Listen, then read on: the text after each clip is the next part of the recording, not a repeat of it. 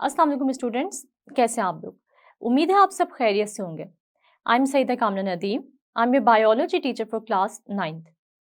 आज हम जो टॉपिक स्टडी करने जा रहे हैं वो है माइक्रोस्कोपी, और साथ ही हम माइक्रोस्कोप की एक टाइप डिस्कस करेंगे जो कि है लाइट माइक्रोस्कोप। स्टूडेंट्स, अपने पिछले लेक्चर में हम लोगों ने इंट्रोडक्शन देखा था चैप्टर नंबर 4 का। हम लोगों ने ये देखा था कि कोई भी लिविंग ऑर्गेनिज्म सेल से मिलकर बनी होती है। मतलब हमने ये पढ़ा था कि basic unit of life cell है।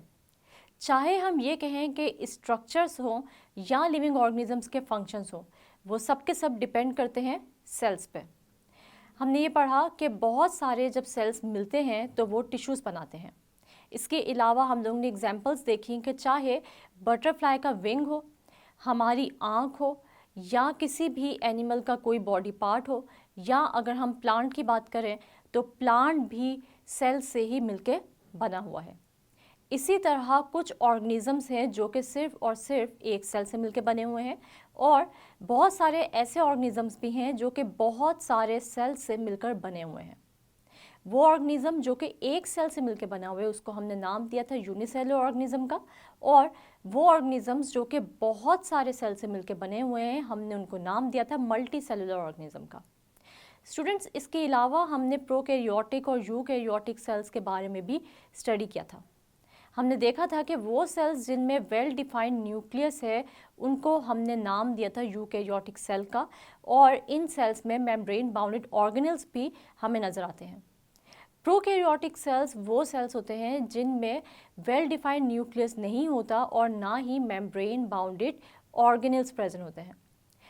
आज हम ऐसे इंस्ट्रूमेंट के बारे में पढ़ने जा रहे हैं जो कि किसी भी ऐसे ऑर्गेनिज्म को दिखाने में हेल्प करता है जिसको कि हम नेकेड आई से नहीं देख सकते। मतलब ऐसे ऑर्गेनिजम्स जो कि हमें अपनी आम आंख से नज़र नहीं आते, और हम ये इंस्ट्रूमेंट यूज़ कर कर ही इस ऑर्गेनिज्म को ऑब्ज़र्व कर सकते हैं या एग्जामिन कर सकते हैं। तो आज हम पढ़ने जा रहे हैं ऐसे ही इंस्ट्रूमेंट के बारे में। स्टूडेंट्स, हमने देखा था कि कुछ ऐसे ऑर्गेनिजम्स होते हैं जिनको हमने नाम दिया था माइक्रो ऑर्गेनिज्म का, और हमने ये पढ़ा था कि हम इन ऑर्गेनिज्म को माइक्रो ऑर्गेनिजम्स क्यों कहते हैं, क्योंकि ये इतने छोटे होते हैं कि ये हमें अपनी आम आंख से नज़र नहीं आते, बल्कि हम इसके लिए एक इंस्ट्रूमेंट यूज़ करते हैं, और जिस इंस्ट्रूमेंट की हेल्प से ये हमें एनलार्ज होकर नज़र आते हैं, और इस इंस्ट्रूमेंट को हमने नाम दिया था माइक्रोस्कोप का। आज हम माइक्रोस्कोप को ही स्टडी करेंगे।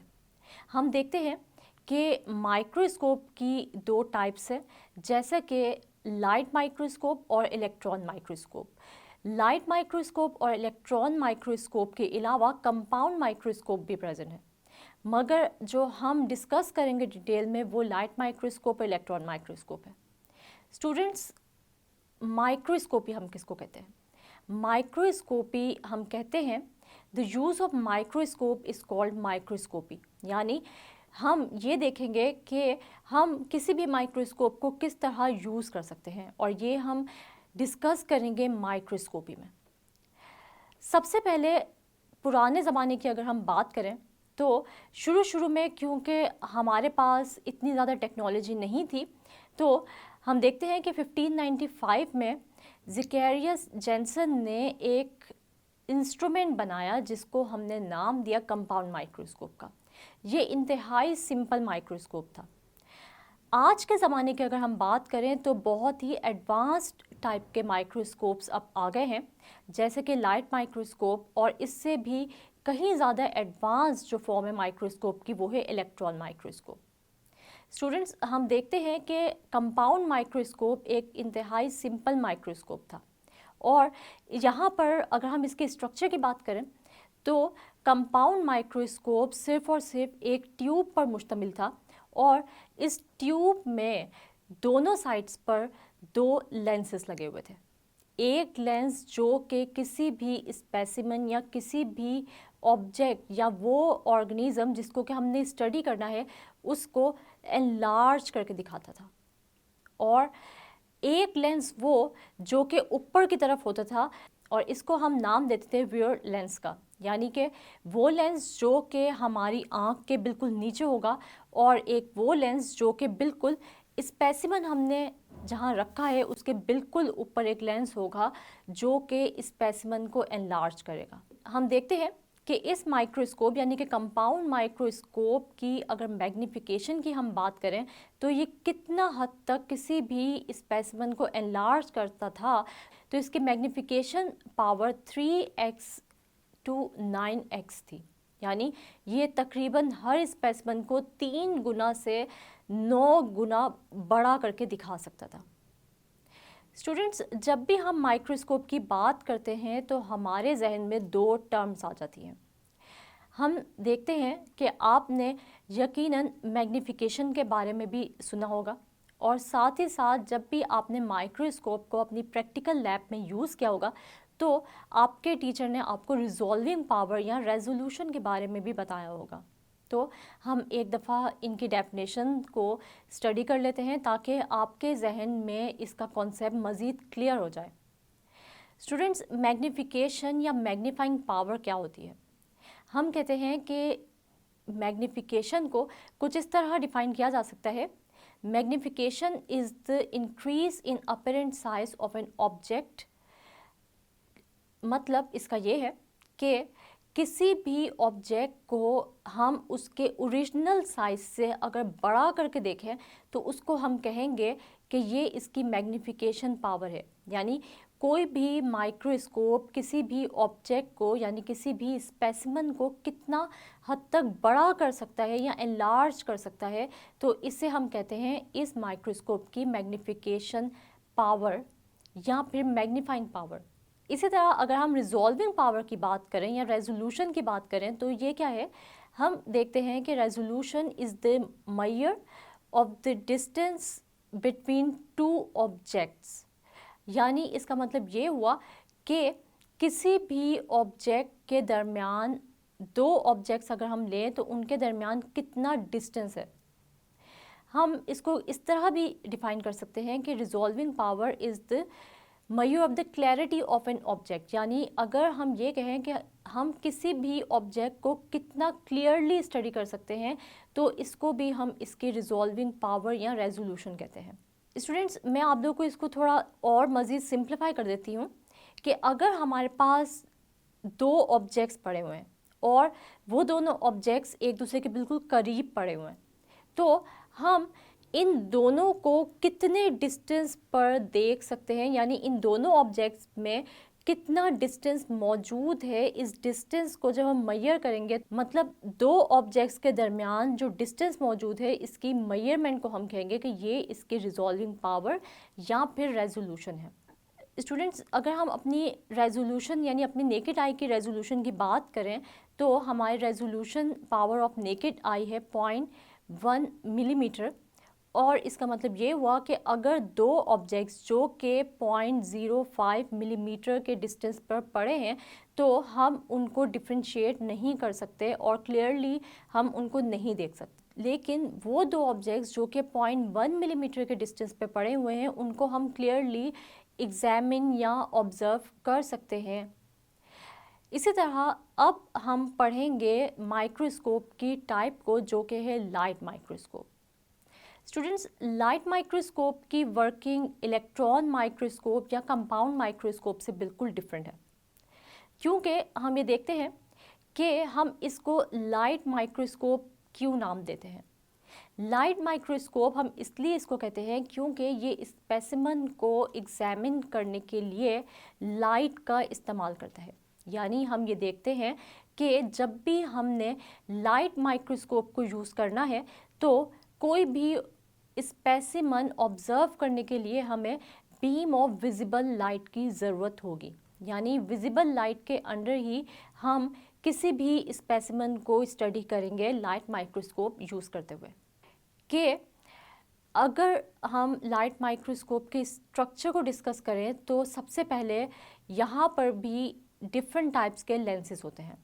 एक लेंस वो जो कि ट्यूब के या फिर जो लाइट माइक्रोस्कोप का स्ट्रक्चर है उसके नीचे की तरफ प्रेजेंट होता है और यहाँ पर हम देखते हैं कि एक स्टेज है जिस पर हम स्पेसिमन को रखेंगे और इस स्पेसिमेन के बिल्कुल ऊपर जो इस स्पेसिमेन को ऑब्जर्व कर रहा होगा वो होगा लाइट माइक्रोस्कोप का एक लेंस, जो कि लाइट माइक्रोस्कोप को एनलार्ज करके दिखाएगा, यानी इसका एक लार्ज इमेज प्रोड्यूस करेगा। इसके बाद एक लेंस ऊपर की तरफ लगा होगा जिसके ऊपर हम अपनी आई रखेंगे और हम इस लेंस को कहेंगे आई पीस या व्यू लेंस, यानी वो लेंस जो कि व्यू करने के लिए, यानी जो कि हमारी आंख जिससे स्पेसिमेन को व्यू करेगी उसको हम कहेंगे कि ये व्यू लेंस या फिर ये है आई पीस। ये लेंस हमें मज़ीद इस स्पेसिमेन को मैग्नीफाई करके दिखाएगा और इस तरह हम किसी भी स्पेसिमेन को एनलार्ज या मैग्नीफाई करके क्लियरली देख सकते हैं। वो फोटोग्राफ जो कि किसी भी लाइट माइक्रोस्कोप से ली जाती है उसे हम कहते हैं माइक्रोग्राफ। यानी माइक्रोग्राफ को हम किस तरह डिफाइन कर सकते हैं? The photograph which is taken through a light microscope is called micrograph. Students, आप लोगों को अक्सर बुक्स में ऐसे पिक्चर्स या ऐसे इमेजेस दिखाई देते हैं जो कि लाइट माइक्रोस्कोप से लिए गए होते हैं। इन इमेजेस को हम नाम देते हैं माइक्रोग्राफ का। और आपने एक चीज़ ऑब्ज़र्व भी की होगी कि इन पिक्चर्स के नीचे एक नंबर लिखा होता है और कुछ अल्फ़ाबेट्स लिखे होते हैं जो कि इस तरह के होते हैं LM109X। अगर ऐसा कोई भी नंबर आपको नज़र आता है तो इसका मतलब ये है कि ये माइक्रोग्राफ यानी ये इमेज आपका लिया गया है लाइट माइक्रोस्कोप से, यानी LM का मतलब है लाइट माइक्रोस्कोप और 109X का मतलब है कि ये इमेज जो मैग्नीफाई हुआ है, यानी कितनी पावर पे ये मैग्नीफाई हुआ है, यानी कितना गुना ये आपको बड़ा नज़र आ रहा है, तो वो है 109X, यानी ये 109 टाइम्स आपको इमेज बड़ा होके, यानी स्पेसिमेन का साइज़ 109 टाइम्स बड़ा होके, एनलार्ज होके या मैग्नीफाई होके आपको नज़र आ रहा है। स्टूडेंट्स, अगर हम लोग लाइट माइक्रोस्कोप की मैग्नीफिकेशन और रिजॉल्विंग पावर की बात करें तो लाइट माइक्रोस्कोप की मैग्नीफिकेशन है 1500x, यानी कोई भी स्पेसिमेन जो कि हम लाइट माइक्रोस्कोप से स्टडी करेंगे वो आपको तकरीबन नज़र आएगा 1500 टाइम्स बड़ा होकर या मैग्नीफाई होकर। इसी तरह अगर हम रेजोल्यूशन की बात करें कि लाइट माइक्रोस्कोप की क्या रेजोल्यूशन है या कितना क्लियरली कोई भी स्पेसिमेन आपको नज़र आ सकता है with the help of light microscope, तो वो हम देखते हैं कि तकरीबन 0.2 माइक्रोमीटर कोई भी स्पेसिमेन आपको क्लियरली नज़र आ सकता है। और 1 माइक्रोमीटर कितने मिलीमीटर की इक्वल होता है? 1 डिवाइडेड बाय 1000 मिलीमीटर। स्टूडेंट्स, कोई भी ऑब्जेक्ट जो कि 0.2 माइक्रोमीटर से भी ज़्यादा छोटा होगा तो इसका मतलब ये हुआ कि वो ऑब्जेक्ट आपको क्लियरली नज़र नहीं आ सकता, यानी वो स्पेसिमेन या वो ऑर्गेनिज़म जो कि आप यहाँ पर यानी लाइट माइक्रोस्कोप के नीचे एग्जामिन करना चाह रहे हैं उसका साइज़ अगर 0.2 माइक्रोमीटर से भी छोटा हुआ तो वो आपको क्लियरली बिल्कुल भी नज़र नहीं आएगा और वो ब्लर आपको नज़र आएगा। तो अगर हम ये देखें कि 0.2 माइक्रोमीटर किस ऑर्गेनिज़म का साइज़ है तो हम ये देखते हैं कि यहाँ पर एक एग्जाम्पल आती है सबसे छोटे बैक्टीरिया की जिसका साइज़ 0.2 माइक्रोमीटर है। तो यहाँ पर मैं आप लोगों से लेती हूँ एक छोटा सा क्विज़। तो स्टूडेंट्स, यहाँ पर मैं आप लोगों से कुछ क्वेश्चंस करूँगी, उनके आंसर्स आप लोगों को आने चाहिए। तो सबसे पहला जो सवाल है वो है व्हाट इज़ माइक्रोस्कोपी। स्टूडेंट्स, आप लोग अपने जहन पे ज़ोर डालें और आप लोग रिकॉल करें इस लेक्चर को कि अभी अभी थोड़ी देर पहले मैंने आप लोगों को माइक्रोस्कोपी के बारे में बताया था। तो माइक्रोस्कोपी क्या होता है? The use of microscope is called microscopy. इसके बाद जो क्वेश्चन है वो है when and who develop the first microscope. तो सबसे पहले आप लोगों को पता होना चाहिए कि ज़कैरियस जेनसन था जिसने डेवलप किया था फर्स्ट कंपाउंड माइक्रोस्कोप इन 1595। स्टूडेंट्स, इसके बाद जो क्वेश्चन है वो है व्हाट इज़ मैग्नीफिकेशन पावर। तो मैग्नीफिकेशन पावर क्या होती है? Magnification power is the increase in apparent size of an object, यानी किसी भी ऑब्जेक्ट का अपरेंट साइज अगर बड़ा होकर हमें नज़र आएगा तो हम ये कहेंगे कि ये ऑब्जेक्ट हमें मैग्नीफाई होकर नज़र आ रहे हैं या ये इस ऑब्जेक्ट की मैग्नीफाइंग या मैग्नीफिकेशन पावर है। उसके बाद फिर हम देखते हैं कि रेजोल्यूशन या रिजॉल्विंग पावर क्या होती है। तो हम ये कह सकते हैं कि it is the clarity of an object, यानी किसी भी चीज़ को हम कितना क्लियरली देख सकते हैं उसको हम कहते हैं कि ये इसकी रेजोल्यूशन है या रिजॉल्विंग पावर है। इसके साथ साथ हम एक और जो डेफिनेशन देखते हैं वो क्या है कि resolving power is the measure of the distance between two objects to observe them clearly is called resolving power या रेजोल्यूशन, यानी किसी भी दो ऑब्जेक्ट्स के दरमियान कितना डिस्टेंस मौजूद है, इस डिस्टेंस को जब हम मेजर करते हैं तो हम ये कहते हैं कि ये रेजोल्यूशन या रिजॉल्विंग पावर है। फिर हम देखते हैं कि लाइट माइक्रोस्कोप क्या होता है। तो लाइट माइक्रोस्कोप में हम विजिबल लाइट यूज़ करके किसी भी स्पेसिमेन को ऑब्जर्व करते हैं। इसके अलावा माइक्रोग्राफ क्या है? Photograph that is taken through a microscope is called micrograph. फिर अगर हम ये बात करें कि लाइट माइक्रोस्कोप के मैग्नीफिकेशन या रिजॉल्विंग पावर क्या है, तो हम देखते हैं कि लाइट माइक्रोस्कोप की मैग्नीफिकेशन पावर है 1500x, और अगर हम इसकी रिजॉल्विंग पावर की बात करें तो इसकी रिजॉल्विंग पावर कितनी होती है? 0.2 माइक्रोमीटर। और 1 माइक्रोमीटर कितने मिलीमीटर के इक्वल है? तो इसका आंसर क्या होगा? वो होगा कि 1 माइक्रोमीटर 1 बाय 1000 या 1 डिवाइडेड बाय 1000 मिलीमीटर के इक्वल है। स्टूडेंट्स, आज हम लोग ने डिस्कस की माइक्रोस्कोपी और साथ हमने पढ़ा लाइट माइक्रोस्कोप को, और हमने देखा कि मैग्नीफिकेशन और रिजॉल्विंग पावर क्या होती है। इसके बाद हमने लाइट माइक्रोस्कोप को डिटेल में स्टडी किया और हमने ये पढ़ा कि लाइट माइक्रोस्कोप 1500 टाइम्स किसी भी ऑब्जेक्ट को मैग्नीफाई करके दिखाता है, यानी इसकी मैग्नीफिकेशन पावर 1500x है। इसके बाद हमने ये भी देखा कि लाइट माइक्रोस्कोप किसी भी चीज़ को कितना क्लियर दिखा सकता है। तो हमने पढ़ा कि रिजॉल्विंग पावर लाइट माइक्रोस्कोप की है 0.2 माइक्रोमीटर एंड 1 माइक्रोमीटर। इसका मतलब ये हुआ कोई भी चीज़ जो कि 0.2 माइक्रोमीटर से छोटी होगी उसको लाइट माइक्रोस्कोप सही से नहीं दिखा सकता। स्टूडेंट्स, मुझे उम्मीद है आज का लेक्चर आप लोगों को अच्छे से समझ आ गया होगा। अगले लेक्चर में हम लोग पढ़ेंगे इलेक्ट्रॉन माइक्रोस्कोप के बारे में।